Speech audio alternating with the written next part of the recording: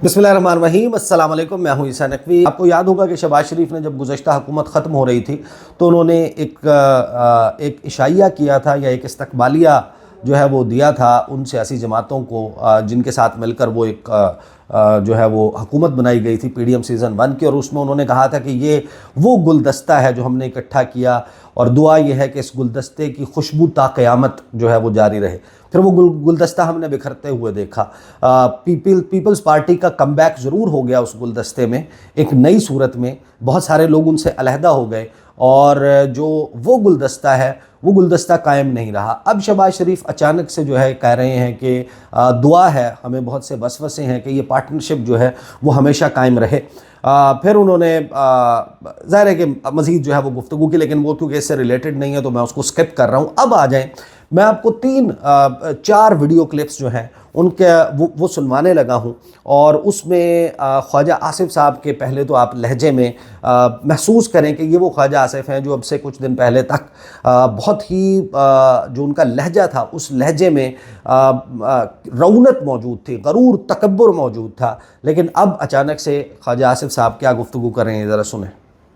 ये 35 साल हो गए हैं पार्लियामेंट में, तो 34 साल तकरीबन जो है हो गए हुए हैं। तो मेरी कोई ख्वाहिश नहीं है कि मैं जो है मज़ीद जो है वो जिस उम्र में मैं पहुंचा हूँ तो मेरा ख्याल है इंसान को इस कनात कर लेनी चाहिए और मैं कनात कर चुका हूँ। इंशाअल्लाह ताला अल्लाह ताला ने हिम्मत ताकत दी तो ज़रूर सियासत को खैराबाद कहूँगा अगर मुझे मेरी लीडरशिप ने इजाज़त दी। 100% यानी मैं कनात कर चुका हूँ, मुझे लीडरशिप ने इजाज़त दी तो मैं सियासत को खैराबाद कह दूँगा। और उस सियासत में 2 सीट्स तो कम से कम ऐसी हैं जिसमें एक वो टेलीफोन कॉल वाली सीट है और एक जो है वो मौजूदा सीट जिसमें रेहाना इम्तियाज़ डार से ये जीत कर आए हैं। फॉर्म 47 के मुताबिक MNA हैं, वज़ीर दिफा भी हैं।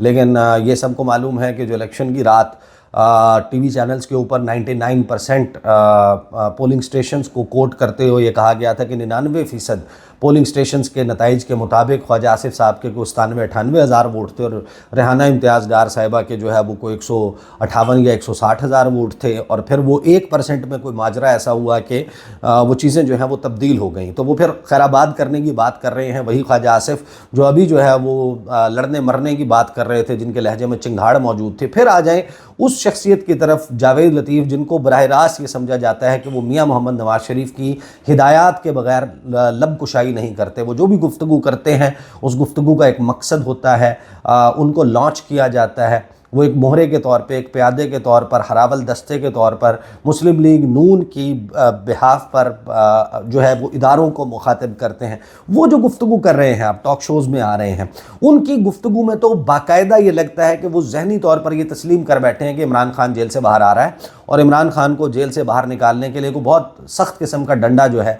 वो मौजूद है, सरों के ऊपर लेकर कोई बैठा हुआ है। और ये सब कुछ जो अब हो रहा है ये करवाया जा रहा है। जावेद लतीफ़ साहब के 3 वीडियो क्लिप्स में आपको सुनवाने लगा हूँ जिससे आपको एहसास होगा कि बावजूद इसके कि ग्राउंड रियलिटी ये बताती है कि इमरान खान का तस्फिया नहीं हो सकता, लेकिन फिर आप इस फियर को, इस खौफ को, इस वसवसे को कहाँ लेकर जाएंगे जिसका इजहार मुस्लिम लीग नून करते हुए नज़र आ रही है। और माजी को जहन में रखें, पाकिस्तान मुस्लिम लीग नवाज़ जिस वक्त ये कह रही थी कि वो उस वक्त की मौजूदा जो उस वक्त की जो सियासी जो अस्करी क़यादत थी उसको पाकिस्तान के तमाम तर जो मसाइल हैं उनका ज़िम्मेदार करार दे रही थी और ये कह रही थी कि इन्होंने तो फ़िरौनियत की इंतहा कर दी, इन्होंने ये कर दिया, इन्होंने वो कर दिया। लेकिन बाद में पता चला कि साइड बाय साइड उनके साथ शीरो शक्कर थे, सारी चीज़ें चल रही थीं, हुकूमतें ऑफ़र हो रही थीं, एक्सटेंशनें जो हैं उनके ऊपर बातचीत हो रही थी, राब्ते मौजूद थे। तो फिर पाकिस्तान की ग्राउंड रियलिटीज़ जो हैं वो कुछ इस किस्म की भी हैं कि जिसमें आप हर चीज़ को मुमकिन तौर पर आप समझ सकते हैं, आप उसको मुकम्मल तौर पर रूल आउट नहीं कर सकते। अब जो अपना ट्विटर हैंडल है उसके ऊपर जावेद लतीफ़ साहब ने कुछ क्लिप्स पोस्ट करना शुरू किए हैं मुख्तलिफ टॉक शोज़ में जो वो बैठ रहे हैं और चुन चुन कर वो वीडियो क्लिप्स लगा रहे हैं जिसमें वो इदारों के ख़िलाफ़, इदारों को ब्लैकमेल करते हुए भी नज़र आते हैं, वो उनसे शिकवाकुना भी नज़र आते हैं, अपनी कमज़ोरियों की निशानदही भी करते नज़र आते हैं और इमरान खान के बाहर आने के हवाले से खदशात का भी इजहार करते हुए नज़र आते हैं। ये वीडियो क्लिप सुने जिसमें वो اداروں کے حوالے سے یہ کہہ رہے ہیں, وہ کسی اور کو نہیں کہہ رہے. وہ یہ کہہ رہے ہیں کہ پاکستان کی ملٹری اسٹیبلشمنٹ جو ہے 2 سال سے کہہ رہی ہے کہ یہ شخص یعنی کہ عمران خان پاکستان پر حملہ آور ہوا, اس نے 190 ملین پاؤنڈ کھایا. آپ 14 سال سے کہہ رہے ہیں کہ اس نے سول نافرمانی کا اعلان کیا. آپ بار بار کہہ رہے ہیں کہ یہ عالمی قوتوں کا اعلی کار ہے, فورن فنڈنگ پاکستان میں جرم ہے. آپ ان تمام چیزوں کو پس پشت ڈال کر دباؤ میں اسے ہاؤس اریسٹ کریں گے. یہ سنیں کیا کہہ رہے ہیں. نہیں, میں تو یہی بات کر رہا ہوں. مجھے اب اپنے منہ سے یا ان کے منہ سے زیادہ غرض ہے ریاست کے منہ سے. مجھے یہ چوہدری صاحب بتا دیں آپ کہ آپ 2 سال سے کہہ رہے ہیں کہ یہ شخص جو ہے پاکستان پہ حملہ آور ہوا ہے. آپ 2 سال سے کہہ رہے ہیں کہ اس نے 190 ملین پاؤنڈ کھایا. 2 سال سے آپ نہیں, 14 سال سے آپ کہہ رہے ہیں کہ اس نے سول نافرمانی کا بھی اعلان کیا تھا. آپ بار بار یہ بات کر رہے ہیں کہ عالمی قوتوں کا اعلیٰ کار ہے یہ. آپ بار بار یہ بات کر رہے ہیں کہ فارن فنڈنگ پاکستان کے قانون کے مطابق جرم ہے. تو آپ تمام چیزوں کا پش ڈال کے آپ کسی کے دباؤ میں اس کو ہاؤس اریسٹ کریں گے. پھر باقی چھوٹے چھوٹے گناہ گاروں کا کیا گناہ ہے بھائی؟ یعنی آپ ان تمام چیزوں کو پس پش ڈال کے ان کو عمران خان کو ہاؤس اریسٹ کریں گے. تو ہاؤس اریسٹ کرنے کی بات ہوکس نہیں ہے, دس از ویری سیریس. اور یہ بات اب انصار عباسی کی خبر میں نے گزشتہ ویڈیو میں بھی ڈسکس کیا. پھر جو میری تحریک انصاف کے لوگوں سے بات ہوئی اور جو رانا ثناء اللہ بیٹھ کر کہہ رہے ہیں کہ اگر ہمیں 5 سال چلنے دیں, عمران خان ہمیں کوئی تھوڑا سا ہمارے ساتھ وہ کر لیں, ساز باز کر لیں اس معاملے پر, تو عمران خان سمیت جو پی ٹی آئی کے لوگ ہیں وہ اپنے اپنے گھروں کو جا سکتے ہیں. آگے جاوید لطیف صاحب نے اسی پروگرام میں جو کہا, انہوں نے کہا کہ عمران خان کو اگر دباؤ میں آ کر رہا کیا جاتا ہے تو اس کو ریاست کی آزادی کو نقصان ہوگا, یہ غلامی ہوگی. اور یہ نعرہ نہیں بلکہ عملاً غلامی ہوگی کہ ہم کسی کی ڈکٹیشن پر عمران خان کو رہا کریں. اچھا یہ فرمائیے سر, یہ آپ نے فرمایا کہ دباؤ ہے باہر سے, تو یہ کس کا دباؤ ہے اور کیا وہ عمران خان صاحب کو رہا کروانا چاہتے ہیں, رہا کروانے کے بعد پرائم منسٹر بنانا چاہتے ہیں, کیا کرنا چاہتے ہیں؟ دیکھیں چوہدری صاحب, اگر تو آپ جو میں نے پہلے عرض کیا ہے ان چیزوں کو ڈریس نہیں کرتے ان کی خواہش کے مطابق, تو پھر وہ رہائی چاہتے ہیں عمران خان کی. اور عمران خان کی رہائی اگر ہوتی ہے اس دباؤ کے نتیجے میں, تو یہ بھی ایک حقیقت ہے کہ وہ پاکستان کے اندر غیر مقبول ہوں گے. کیونکہ اصل حقیقت جب قوم کو علم ہوگا تو یقیناً وہ پیچھے ہٹیں گے. ان کو سب سے پہلے پاکستان سے محبت ہے. مگر بدقسمتی یہ ہے کہ ہم اس کی غیر مقبول اس قیمت پہ ادا نہیں کر سکتے کہ وہ غیر مقبول ہو جائے اور ہم پھر سے 2022 والی پوزیشن میں آ جائیں. اس سے ریاست کو نقصان ہوگا, ریاست کی آزادی کو نقصان ہوگا کہ اگر ہم دباؤ میں آ کر اس کو رہا کرتے ہیں. یہ غلامی ہوگی, عملاً غلامی ہوگی. یہ نعرہ نہیں ہوگا, عملاً غلامی ہوگی کہ اگر ہم کسی کے ڈکٹیشن پہ اس کو رہا کرتے ہیں. تو نون لیگ جو ہے وہ باقاعدہ اب یہ نظر آ رہا ہے کہ پاکستان مسلم لیگ نواز کے لوگ جو ہیں وہ اس بات کو ذہنی طور پر شاید تسلیم کر چکے ہیں.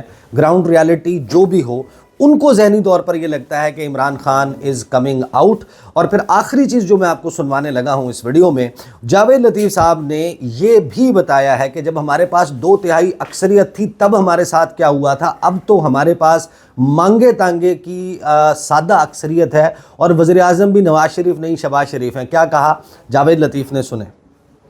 کیا اسٹیبلشمنٹ کے اوپر بھی دباؤ ہے اور اس دباؤ کی وجہ سے اسٹیبلشمنٹ نے گورنمنٹ کو دباؤ میں لے کے آئی ہے اور ساتھ عمران خان صاحب کے دباؤ میں آئی ہے؟ دیکھیں چوہدری صاحب, حکومت جتنی بار اختیار ہوتی ہے 2/3 اکثریت رکھنے والی جماعت کے پرائم منسٹر نواز شریف اور 2 دفعہ 1997 میں بھی 2/3 اکثریت لی, 2013 میں 2/3 اکثریت لی. ہمیں کس طرح نکالا گیا؟ دونوں دفعہ ہمارا کوئی قصور تھا؟ اگر ہم بے بس تھے 2/3 اکثریت رکھنے کے باوجود بھی, اور وہ بھی نواز شریف جیسی شخصیت, تو آج تو بھائی سادہ اکثریت بھی نہیں ہے اور شہباز شریف ہے. تو آپ اندازہ لگا لیں کہ اس وقت ہمیں گراؤنڈ ریالٹی پہ تو چیزیں یہ نظر آتی ہیں، زمینی حقائق تو ہمیں یہ بتاتے ہیں کہ تحریک انصاف کی لڑائی جس نہج پر ہے تو وہاں پر 9 مئی کے معاملے کو کہاں لے کر جائیں گے. ایک چارج شیٹ اداروں کی طرف سے تو تحریک انصاف کے خلاف موجود ہے.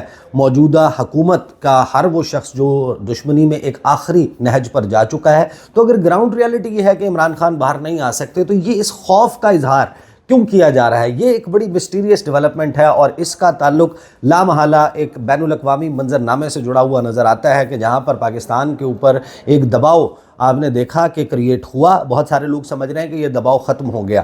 کرسمس اور نیو ایئر کی چھٹیاں جو لوگ ویسٹرن سٹائل کو جانتے ہیں کہ وہاں پر ہر چیز جو ہے وہ ساکت ہو جاتی ہے، کئی دن تک جو ہے وہ کوئی اور ایکٹیویٹی نہیں ہوتی. وہ کرسمس کی تقریبات میں جو ہے وہ مصروف ہوتے ہیں. اس کے بعد نیو ایئر ہوتا ہے، نیو ایئر ایو کے بعد کوئی ایک ہفتہ لگتا ہے ان کو واپس بیک ٹو ورک آنے میں، اور پھر ایک مرتبہ آپ کو معلوم ہے کہ دوبارہ سے یہ سلسلہ جب شروع ہوگا جو امریکہ میں نئی انتظامیہ ہے اس کے ٹیک اوور کرنے کے بعد، تو ایک یورپی یونین اس کی طرف سے بھی سلسلہ جو ہے وہ تھما نہیں ہے. وہ بھی ایک مرتبہ پھر سلسلہ شروع ہوگا، وہاں سے بیانات آنا شروع ہوں گے. تو یہ وہ ایک نیا فیئر ہے جو لگتا یہ ہے کہ اب ان لاک ہو چکا ہے مسلم لیگ نواز کا. اور اس فیئر کا، اس خوف کا اظہار کہ عمران خان باہر آ رہا ہے، یہ سال 2025 کی سب سے بڑی خبر ہو سکتی ہے. اس کا اظہار اب باقاعدہ مسلم لیگ نون کے لوگوں نے شروع کر دیا ہے. میرے پاس اس دفتر میں صاحبزادہ حامد رضا بھی پہنچ چکے ہیں، تو میں ابھی ان کو انٹرویو کرنا ہے نیوز 1 پر اپنے پروگرام میں، وہ کر لوں. تو پھر حامد رضا صاحب نے بھی ظاہر ہے کہ عمران خان صاحب سے ریسنٹلی ملاقات بھی کی ہے اور کل مذاکرات کی میز پر بھی بیٹھنے جا رہے ہیں. تو ان سے بھی ذرا کچھ پوچھیں گے کیا چل رہا ہے اور وہ بھی آپ کے سامنے رکھیں گے. اب تک کے لیے اتنا ہی، اجازت دیجیے. اللہ حافظ.